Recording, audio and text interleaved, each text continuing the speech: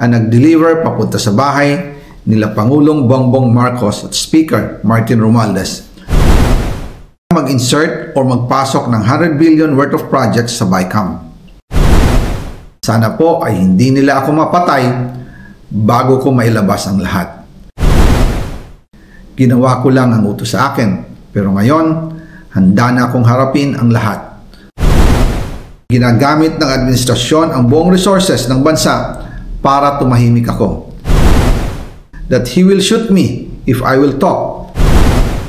Gagamitin ako bilang panakipbutas sa kanilang kampanya laban sa korupsyon. Hindi na ako mananahimik, ilalabas ko ang lahat ng katotohanan. May resibo, may ebidensya, at may pangalan.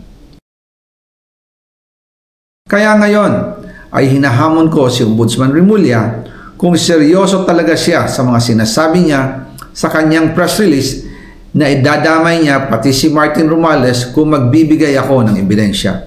Patunayan niya ngayon ang pronouncement niya.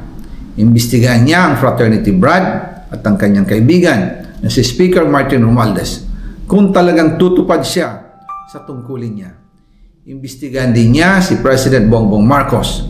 Sabi nga ni BBM nung SONA, let's do it right at mahiya naman kayo, hindi po ba?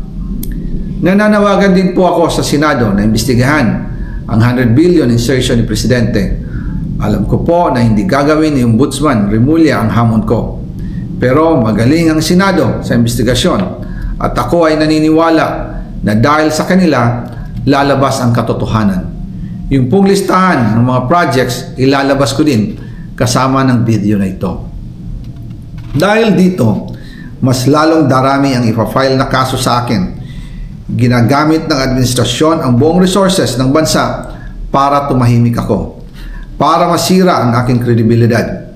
Darami din ang banta sa buhay ko at ng aking pamilya. March 2025 pa lang, si Speaker ay nagpaparinig na sa akin sa aming meeting that he will shoot me if I will talk. At pagkatapos niyang sabihin sa akin in a phone call na don't come home, we will take care of you, tumawag ulit si Speaker Martin at sinabihan niya ako na pag umuwi ako will be dangerous kasi they might hire someone to do a rob out on me or hire the police to kill me while in jail. Una pa lang ito sa mga gusto kong ibunyag. Marami pa akong dadalhin sa liwanag. Isa na dito ay yung kay Henry Alcantara, ang DPWH boys, ang sinasabi nilang halaga sa ICI ay 21 billion. Hindi po totoo yan. Ang totoong numero ay 56 billion pesos at yung pong halaga na yan ay kay Pangulong Bongbong Marcos at Martin Romualdez na punta lahat. Ilalabas ko po ang buong detalye sa darating na mga araw. Kaunting pasensya pa po. Sana po ay hindi nila ako mapatay bago ko mailabas ang lahat.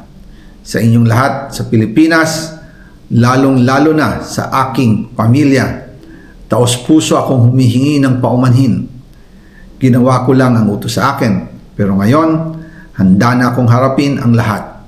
Uulitin ko po, yung pong pera, wala pong napunta sa akin.